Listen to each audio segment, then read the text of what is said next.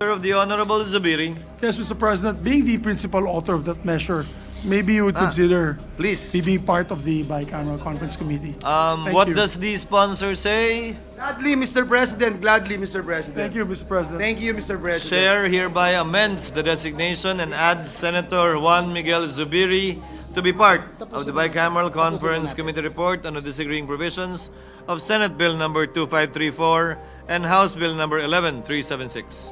So ordered. Majority Leader. Mr. President, I move that we proceed to the Senate President's designation of Senate conferees to the Conference Committee on the Disagreeing Provisions of Senate Bill number 2821, the Bill on Accelerated and Reformed Right-of-Way Act, and House Bill number 6571 on the Right-of-Way Act. So move, Mr. President. Any objection?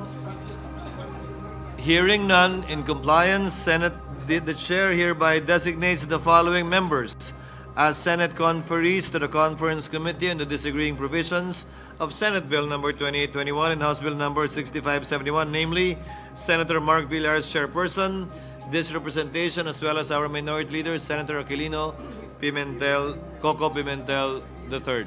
So ordered. Majority Floor Leader. Mr. President, Senator Ronald Bato de la Rosa is seeking the floor for us. He would like to deliver a privilege speech. What is the pleasure of the honorable? Before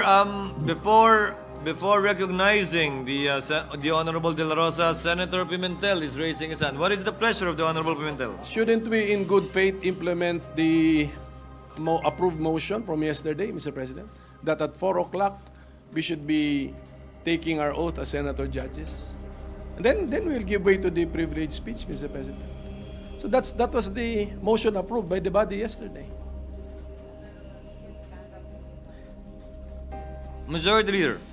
Yes, Mr. President, we will be honoring that what was agreed upon yesterday, but this is a personal collective privilege, and any member of this August body can just stand up and avail of this collective of this privilege hour, Mr. President. No, I don't think so, Mr. President. This is a privilege speech. This is a privilege speech. This is not a privilege motion. So my motion is to execute and implement what was agreed upon yesterday. At 4 o'clock in the afternoon, we take our oath. Senator. I make of record the time. It's 4:31 p.m. Mr. President.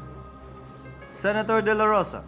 Yeah, Mr. President, it was very clear yesterday that we agreed that before I take my oath as member of the impeachment court, I should have delivered my privilege speech. That's why I made it a precondition to my approval or to my agreement to the motions yesterday that I'm willing to take oath as a member of the impeachment court, provided let me first deliver my privilege speech. And very clear, it was agreed by the minority leader No, yesterday. Mr. President, no. It was stressed the convening of the court. That was the issue. And the agreement natin, the oath taking is not the convening of the court. It was very clear, Mr. President. Several members are raising their hands. May I first acknowledge our Majority Floor Leader, Senator Tolentino. Thereafter, our Deputy Minority Floor Leader, Senator Ontiveros. Senator Tolentino may proceed. With the permission of the gentleman. Mr. President, let me remind the gentleman that yesterday this representation moved to expunge from the records the word agreement, precisely because this representation would want that all matter that arose yesterday should be expressed stipulations coming from the mandate of the Constitution.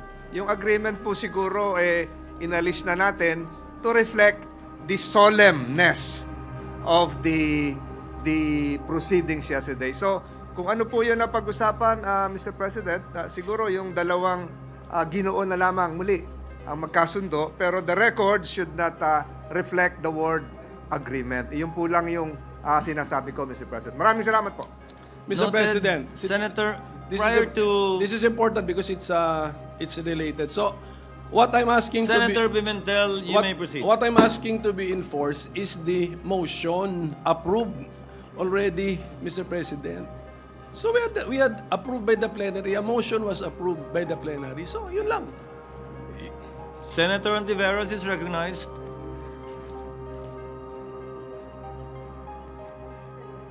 I second the motion of the minority leader, Mr. President. The motion to implement the approved motion. Napakahirap naman po magpatupad ng ganyang kasimple. Mr. President, under Section 3 of our Rules of Procedure on Impeachment Trials, the presiding officer shall administer the prescribed oath or affirmation to the members of the Senate then present and to the other members as they shall appear, whose duty it shall be to take the same. So yung pagka wala po o yung hindi pa po pagkasumpa ng ibang mga senador, hindi naman po hadlang sa mga present ngayon at manunumpa ngayon para magsimulang tuparin yung tungkulin namin bilang miyembro ng impeachment court. Kung nais po ng good gentleman from Davao mag-deliver ng privilege speech ngayon, maari namang pong ituloy na po yung pagpapatupad ng agreed motion kahapon, manumpa kaming lahat na iba sa inyo bilang presiding officer, and then pakinggan po natin ang privilege speech ng good gentleman from Davao at pagkatapos kung nais niya ay pwedeng manumpa na ayon dito sa ating rules of impeachment, Mr. President. So Mr. sinusugundahan ko po yung motion ng minority leader na gawin na po natin yung approved motion kahapon. Salamat po, Mr. President. Chair would like to make some remarks before acknowledging Senator De La Rosa. There was a prior motion made by the majority floor leader. There is no motion to second as of yet because we first have to dispose of the first motion made by the majority leader with respect to the recognition of Senator Bato. But we note the manifest. We will consider and take note of the remarks of Senator Ontiveros as a manifestation for the meantime. Now, the movant is here.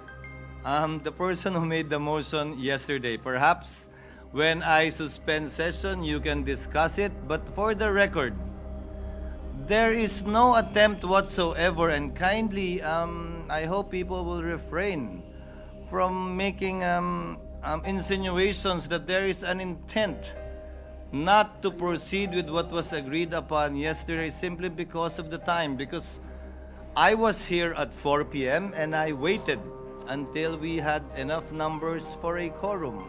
And we will proceed as scheduled with respect to that. So whether Senator Bato, as will be discussed when we suspend, will speak first, or we will do what is being suggested by the minority floor leader. In either case, both will be done today. So before I recognize the movant, Chair will suspend the session so that you can discuss. Session is suspended.